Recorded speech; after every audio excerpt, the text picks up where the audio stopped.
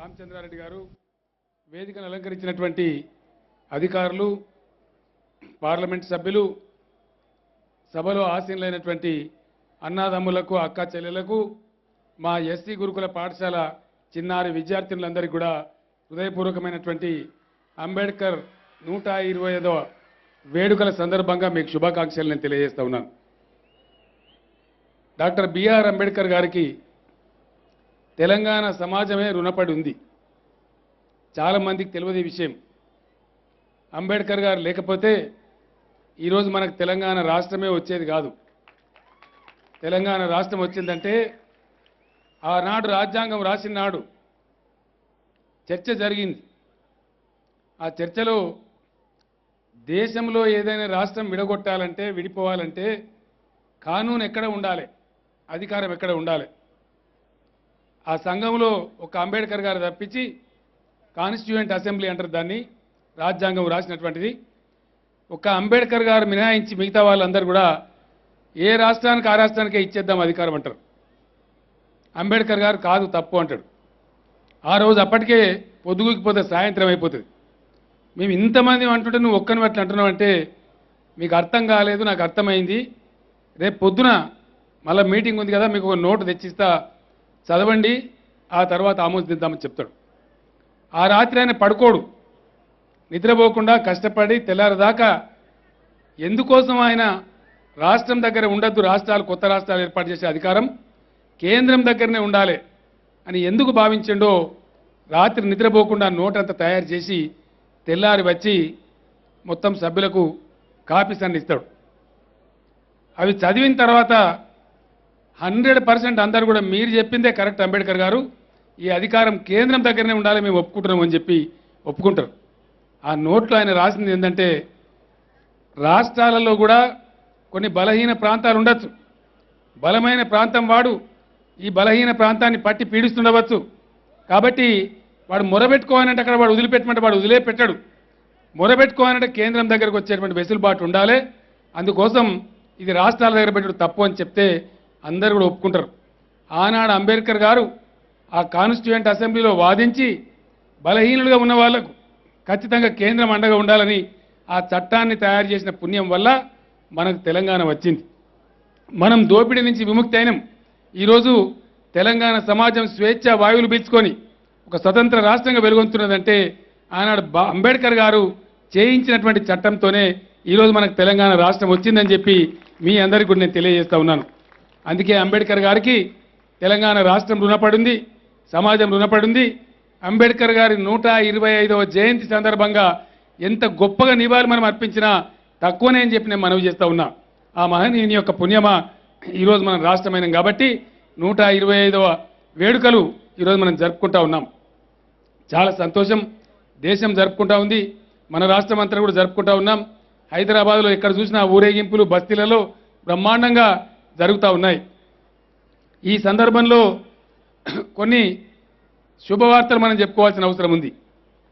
మొట్టమొదటిది, ఎంత ఖర్చైనా సరే ఈ అద్భుతమైన స్థలంలో అంబేద్కర్ గారు నమ్మినటువంటి బుద్ధుడు ట్యాంక్ బండ్ మధ్యలో ఉన్నారు. మేము స్థలం నిర్ణయం చేస్తూ ఉన్నాం, ఎక్కడ ఉండాలి అంబేద్కర్ గారి విగ్రహం అంటే ఆయన బాగా నమ్మినటువంటి వ్యక్తి బుద్ధుడు కాబట్టి బుద్ధుడు ముందు ఉండాలి, బుద్ధుడి బాటలో అంబేద్కర్ గారు ఉండాలి, అంబేద్కర్ గారు వెనుక మన సెక్రటేరియట్ ఉండాలి. అంటే బుద్ధుడు ముందు, వెనుక అంబేద్కరు, ఆయన వెనుక మన రాష్ట్ర ప్రభుత్వ సెక్రటేరియట్ ఉంటే ఈ సీక్వెన్స్ బాగుంటుందని చెప్పి ఈ స్థలాన్ని ఎంపిక చేసినాం. ఇదేదో ఆషామాషిగా తమాషగా చేయలే. తెలంగాణ ప్రభుత్వం కూడా పేదల సంక్షేమానికి, ముఖ్యంగా అట్టడుగు వర్గాల్లో ఉన్నటువంటి దళిత, గిరిజన, మైనార్టీల సంక్షేమానికి కట్టుబడి ఉంది. కాబట్టి అంబేద్కర్ గారి విగ్రహం ఆకాశాన్ని ముద్దాడేంత ఎత్తుగా సగర్వంగా హైదరాబాద్లో ఒక గొప్ప ల్యాండ్ మార్క్గా ఉండాలని చెప్పి నిర్ణయించి ఈ 125వ జయంతిని పురస్కరించుకొని దీనికి బీ ఫిట్టింగ్గా ఉందని భావించి 125 ఫీట్ కాంస్య విగ్రహాన్ని ఒక అద్భుతమైన ప్లాట్ఫామ్తోని అది ఒక హైదరాబాద్ ల్యాండ్ మార్క్ ఉండే విధంగా చేయాలని చెప్పి నిర్ణయించి ఈరోజు శంకుస్థాపన చేయడం జరిగింది. నాకు చాలా ఆనందంగా ఉంది. ఈ సందర్భంగా నేను మనవి చేస్తా ఉన్నాను.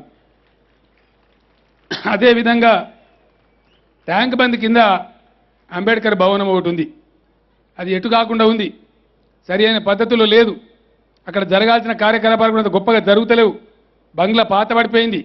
దాని పేరిట అంబేద్కర్ గారి కనుసలలో అంబేద్కర్ గారి విగ్రహం ఇట్లా చూయించేటువంటి దిక్కులో మన ట్యాంక్ బండ్ ఈశాన్యంలో 15 అంతస్తులతోని Ambedkar doctor B R Ambedkar tower కూడా ఈరోజు మనం పూజ చేసుకున్నాం. అద్భుతంగా ఆ టవర్లో దళిత సమాజం యొక్క అభివృద్ధి కోసం, గిరిజనుల అభివృద్ధి కోసం అన్ని కార్యక్రమాలు నిరంతరం జరిగేటట్టు డాక్టర్ బిఆర్ అంబేద్కర్ టవర్ కూడా ఈరోజు 15 అంతస్తులతోని మనం శంకుస్థాపన చేసుకుని నేను మనవి చేస్తూ ఉన్నాను.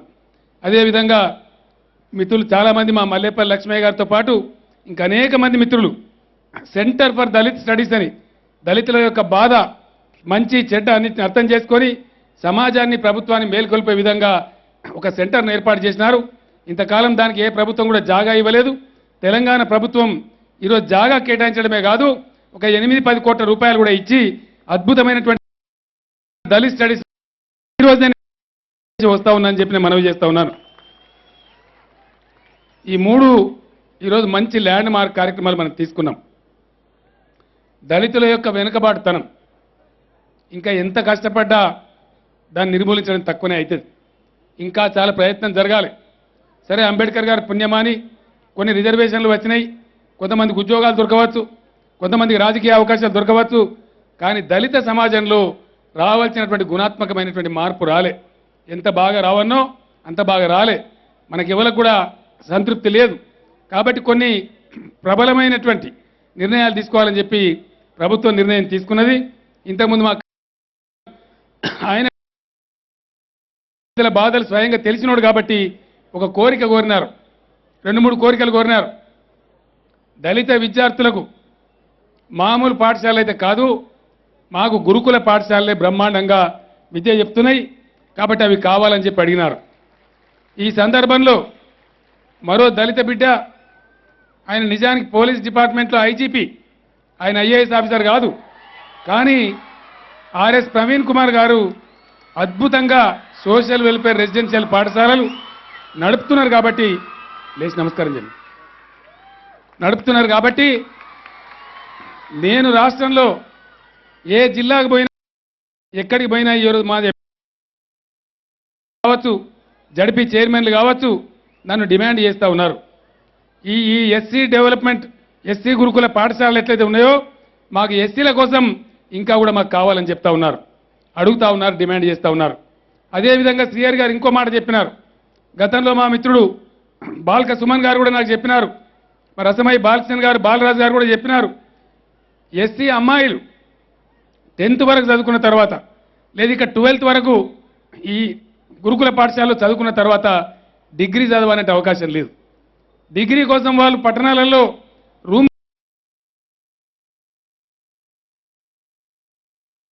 ఎస్సీలు కాబట్టి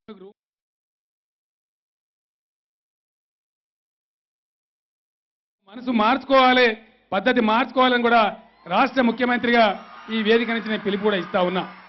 అది మీకు మంచిది కాదు, మీకు మీరే న్యూనతపరచుకోవడం తప్ప, మీకు మీరే చిన్నగా చేసుకోవడం తప్ప మంచిది కాదని కూడా నేను వాళ్ళకి హితవు చెప్తా ఉన్నా. ఏమైనప్పటికీ ఆ పిల్లలు, అమ్మాయిలు డిగ్రీ చదవాలంటే అవకాశాలు లేవు. దానికి కూడా ప్రభుత్వం చర్య చేపట్టాల్సిన అవసరం ఉంది. ఈ మధ్య కడియం సీఆర్ గారు, మేమందరం మన దళిత ఎమ్మెల్యేలు, శాసనసభ్యులు, పార్లమెంట్ సభ్యులు ప్రవీణ్ గారితో కూర్చొని నేను తీసుకున్నా. ఎంత ఖర్చు అయినా సరే అట్టడుగున ఉన్నటువంటి వాళ్ళు కాబట్టి నేను చాలా సంతోషంగా, సగర్వంగా అంబేద్కర్ గారు 125వ జన్మదిన సందర్భంగా నేను ప్రకటిస్తా ఉన్నా. ఈరోజు ఈ అకాడమిక్ ఇయర్ నుంచే, ఒక నెల ఆలస్యమైన మంచిదే, వచ్చే జూన్ నుంచే 100 సోషల్ వెల్ఫేర్ స్కూలు, రెసిడెన్షియల్ స్కూళ్ళు రాష్ట్ర వ్యాప్తంగా ప్రారంభించబోతా ఉన్నామని నేను మనవి చేస్తా ఉన్నా. అనేక లక్షల మంది విద్యార్థులకు, అమ్మాయిలకు, అబ్బాయిలకు అద్భుతమైన వేదిక అవుతుంది కాబట్టి అదే సొసైటీ కింద, అదే సొసైటీ ఆధ్వర్యంలో 100 పాఠశాలలు అర్జెంటుగా ఈ నెల బదిగిన 2 నెలల్లోనే ఉపాధ్యాయులను రిక్రూట్ చేసి అదే స్థాయిలో అకాడమిక్ ఇయర్లో ప్రారంభిస్తా ఉన్నాం. సిఆర్ గారు సంతోషపడాలని చెప్పి నేను కోరుతా ఉన్నా. అదేవిధంగా దళిత అమ్మాయిలు ఈ స్కూల్ నుంచి బయటకు వచ్చిన తర్వాత, ఇంటర్మీడియట్ చేసి బయటకు వచ్చిన తర్వాత వాళ్ళు ఉండి చదువుకోవడానికి అవకాశం రావడం లేదు. వాళ్ళకి ఎక్కడ ఈరోజు హాస్టల్ కానీ సరైన వసతి కానీ లేదు. ఆ అమ్మాయిల కోసం తెలంగాణ వ్యాప్తంగా ఉండేటట్టు ప్రతి 2-3 నియోజకవర్గాల మధ్యలో ఒక కళాశాల ఉండేటట్టు ఒక 25 రెసిడెన్షియల్ కళాశాలలు కూడా మంజూరు చేస్తా ఉన్నాం. వాటిని కూడా ఈ ఆర్థిక డిగ్రీ కళాశాలలు మంజూరు చేస్తా ఉన్నాం. అవి కూడా ఈ సొసైటీ కిందనే పనిచేస్తాయి, విద్యాశాఖ కింద కాదు అని చెప్పి నేను మనవి చేస్తా ఉన్నా. అదే పద్ధతిలో బాలురకు కూడా ఈ స్కూళ్ళ నుంచి బయటకు వచ్చిన బాయ్స్ కూడా ఈ రూములు దొరకని పరిస్థితి, చదువుకోలేని పరిస్థితి ఉంది. ఈ సంవత్సరం అమ్మాయిలకు ఒక 25 డిగ్రీ కాలేజీలతో పాటు అబ్బాయిలకు కూడా ఒక 5 రెసిడెన్షియల్ డిగ్రీ కాలేజీలు కూడా మంజూరు చేస్తా ఉన్నామని చెప్పి నేను ప్రకటిస్తా ఉన్నా. అదేవిధంగా మన గిరిజన గురుకుల పాఠశాలలు ఉన్నాయి, ఉండవలసిన పద్ధతిలో లేవు, దాన్ని సంస్కరించే అవసరం ఉంది. నిన్ననే ఆ శాఖ మంత్రి చందులాల్ గారు, ఆ శాఖ కార్యదర్శి సోమేష్ కుమార్ గారితో సుదీర్ఘంగా రాత్రి వరకు పొద్దు వరకు కూడా చర్చ చేసినాం. అది 2వ దశలో తీసుకుందామని ఒక నిర్ణయం తీసుకున్నది. ఏంటంటే ఇదే సొసైటీ కింద ఎస్సీ విద్యార్థుల కోసం ఎట్లయితే 100 పాఠశాలలు మంజూరు చేస్తున్నామో అదే మోడల్లో అదే స్కేల్లో ఒక 50 గిరిజన విద్యార్థుల కోసం కూడా రెసిడెన్షియల్ పాఠశాలలు రాష్ట్ర వ్యాప్తంగా మంజూరు చేస్తా ఉన్నామని చెప్పి నేను మనవి చేస్తా ఉన్నా. అదేవిధంగా మైనార్టీ సోదరుల కోసం 70 గురుకుల పాఠశాలలు ఇదే పద్ధతిలో మంజూరు చేయడం జరిగింది. ఇది దేశంలోనే ఎక్కడ లేదు, మన తెలంగాణలోనే మనం ప్రారంభించినాం. మైనార్టీలకు కూడా విద్య రావాలనే ఉద్దేశం ఉంది. వాటిని కూడా ఈ అకాడమిక్ ఇయర్ని ప్రారంభిస్తా ఉన్నాం. ఏర్పాట్లు జరుగుతున్నాయని నేను మనవి చేస్తా ఉన్నా. పెరసి దళిత గిరిజన మైనార్టీ విద్యార్థుల కోసం 250 ఇన్స్టిట్యూషన్స్ను ఖర్చుకు వెనుకాడకుండా ఈ సంవత్సరం ప్రారంభించబోతా ఉన్నామని చెప్పి నేను సంతోషంగా ప్రకటిస్తా ఉన్నాను. గతంలో దళిత విద్యార్థులు, గిరిజన విద్యార్థుల కోసం, మైనార్టీ విద్యార్థుల కోసం, బీసీలలో ఉండే నిరుపేదల కోసం కూడా పనిచేయాల్సిన అవసరం ఉంది. దానికోసమే ప్రభుత్వం కేజీ టు పీజీ కార్యక్రమాన్ని ప్రకటించిన విషయం మీకు తెలుసు. ఆ మధ్య తెలిసిన వాళ్ళు కొందరు, తెలియని వాళ్ళు కొందరు, బాధ్యత లేని వాళ్ళు కొన్ని విమర్శలు కూడా ప్రభుత్వం మీద చేసినారు. నేను వాళ్ళకి ఈరోజు సమాధానం చెప్తా ఉన్నా. ఈ 250 పాఠశాలలు కేజీ టు పీజీలో భాగమే 125వ జయంతి నాడు ఆ కేజీ టు పీజీ కార్యక్రమాన్ని కూడా ప్రకటిస్తా ఉన్నా అని చెప్పి నేను మనవి చేస్తా ఉన్నా. అదేవిధంగా మన దళిత విద్యార్థులు, గిరిజన విద్యార్థులు అమెరికా కానీ, లండన్ కానీ ఇతర దేశాలకు పోయి చదువుకోవాలంటే వాళ్ళ స్కాలర్షిప్ ఇంతకుముందు 10 లక్షల రూపాయలు మాత్రమే ప్రభుత్వం ఇచ్చేది. ఆ 10 లక్షల రూపాయల స్కాలర్షిప్ను ఈ రోజు నుంచి 20 లక్షల రూపాయలకు పెంచుతా ఉన్నామని చెప్పి కూడా నేను మీ అందరికి మనవి చేస్తా ఉన్నా. అవి ఎందరికైనా సరే ఇవ్వడానికి ప్రభుత్వం సిద్ధంగా ఉంది అని చెప్పి కూడా నేను తెలియజేస్తా ఉన్నాను. అదేవిధంగా దళిత బిడ్డలు, గిరిజన బిడ్డలు ఎంతసేపు జాబ్ కోసం అడిగే వాళ్ళుగా ఉండరాదు. They should not remain as job seekers, they should also become job providers. వాళ్ళు ఉద్యోగాలు ఇచ్చే స్థాయికి ఎదగాలి. అందుకోసమే వాళ్ళని ఒక స్థాయికి తీసుకురావాలని చెప్పి తెలంగాణ పారిశ్రామిక విధానంలో టీఎస్ ప్రైడ్ అనే ఒక కార్యక్రమాన్ని పెట్టినాం. దళిత ఇంజనీరింగ్ బిడ్డలు, గిరిజన ఇంజనీరింగ్ బిడ్డలు ఎవరైతే ఉన్నారో వాళ్లకు నాక్లో ఇప్పుడు ట్రైనింగ్ ఇస్తా ఉన్నాం. ఈ మధ్య నేను అక్కడికి వెళ్ళినప్పుడు వాళ్ళు చాలా సంతోషంగా నాతోని ఫోటోలు కూడా తీయించుకుంటా ఉన్నారు. ఆ బ్యాచ్ కొద్ది రోజులలో బయటికి రాబోతా ఉంది. వాళ్ళ గవర్నమెంట్ వర్క్స్ కాంట్రాక్ట్ మీద ఇచ్చి ట్రైనింగ్ అయిపోయింది కాబట్టి వాళ్ళకు కావాల్సినటువంటి జేసీబీలు కానీ, ప్రొక్టైనర్స్ కానీ, టిప్పర్స్, డంపర్స్ కానీ, వాళ్ళకు కావాల్సిన మినిమం పెట్టుబడి కానీ 100% ప్రభుత్వమే సమకూర్చి దళిత కాంట్రాక్టర్లను కూడా తయారు చేయబోతా ఉన్నామని ఈ సందర్భంగా నేను మనవి చేస్తా ఉన్నాను. ఇట్లా అనేక రకాలుగా అనేక కార్యక్రమాలు రాష్ట్ర ప్రభుత్వం తీసుకుంటా ఉంది. కళ్యాణ లక్ష్మి కానీ, ఈరోజు ఇచ్చే రైస్ కానీ, ఇవన్నీ కూడా పేదల దిశగానే పోతా ఉన్నాయి. పేదల ఆత్మగౌరవాన్ని పెంచాలని అంబేద్కర్ గారు ఏదైతే తపన పడ్డారో ఆ డైరెక్షన్లోనే ఈరోజు డబుల్ బెడ్రూమ్ ఇండ్లు కూడా రాష్ట్రంలో కట్టబోతా ఉన్నామని చెప్పి నేను మనవి చేస్తా ఉన్నా. ఒక 2,60,000 ఇండ్లు ఈ సంవత్సరం కంప్లీట్, గత సంవత్సరం ఈ సంవత్సరం కలిపి నిర్మాణం చేయబోతా ఉన్నాం. దానికి సంబంధించి విధి విధానాలు ఫైనల్ అయిపోయినాయి. శరవేగంగా ఆ నిర్మాణాలని పూర్తి చేస్తామని కూడా నేను మనవి చేస్తా ఉన్నా. ల్యాండ్ పర్చేస్ స్కీమ్ ఉంది. దళితులకు 3 ఎకరాల భూమి కొనిస్తామని చెప్పినాం. ఇప్పటికీ దాదాపు ఒక 8,000 ఎకరాలు కొనివ్వడం జరిగింది. నేను ఎస్సీ డెవలప్మెంట్ మంత్రి జగదీశ్వర్ రెడ్డి గారికి, శ్రీహరి గారికి, ఇతర మంత్రులకు కూడా చెప్పడం జరిగింది. ఈ అంబేద్కర్ జయంతి ఉత్సవాలు సంవత్సరం పొడుగుతూ కూడా మనం జరుపుకుంటాం. ఈ సంవత్సరం ప్రతి నెల ఒక మంచి కార్యక్రమాన్ని చేస్తూ పోతాం. దళితులకు కొనిచ్చే ల్యాండ్ పర్చేస్ స్కీమ్ ఏదైతే ఉందో ఒక నెలలో చాలా పెద్ద ఎత్తున దాన్ని అమలు చేయాలని కూడా నిర్ణయం తీసుకున్నాం. కాబట్టి చాలా మందికి ఆ సదుపాయం కూడా కలుగుతుందని చెప్పి ఈ సందర్భంగా నేను మనవి చేస్తా ఉన్నా. మొత్తం మీద భారతదేశానికే కాదు యావత్ ప్రపంచానికి తన జీవితమే ఆదర్శంగా గొప్ప సందేశం ఇచ్చినటువంటి అంబేద్కర్ గారు ఎప్పుడు కూడా ఆయన జీవితం అంతా ఎవడు బక్కగా ఉన్నాడో వాని పక్షానే ఉన్నాడు. కేసీఆర్ కూడా బక్కగానే ఉన్నాడు. సిఆర్ గారు నవ్వుతాడు. కేసీఆర్ కూడా బక్కగానే ఉన్నాడు. బక్కగా ఉండి కొట్లాడినా అంబేద్కర్ గారు ఆశీర్వచనం ఉంది కాబట్టి, రాజ్యాంగంలో ఆయన పొందుపరిచిన చట్టం ఉంది కాబట్టి, ఆయన దయ వల్ల నేను బక్కగా ఉన్న తెలంగాణ రాష్ట్రం మనం సాధించుకోగలిగినాం. అందుకే అంబేద్కర్ ఆలోచన చెప్తే ఆయన మనుషుల గురించి బతికినాడు, మనిషిగా బతికినాడు. ఆయన చెయ్యని ఆలోచన లేలే. ఇవాళ మనం చేస్తున్న మిషన్ కాకతీయ కూడా అంబేద్కర్ గారు ఆలోచించి దేశానికి చెప్పినటువంటి విధానం. అట్లా అనేక విధానాలు ఎవరైతే పేదలు, బాధితులు, దోపిడీకి గురైన వాళ్ళు, పీడితులు ఉన్నారో వాళ్ళ పక్షాన ఆకాశమంతా ఎత్తు ఎలుగెత్తి గొంతెత్తి వినిపించినటువంటి భారత జాతి కన్నా గొప్ప ముద్దుబిడ్డ మన భారత రత్న బిఆర్ అంబేద్కర్ గారు.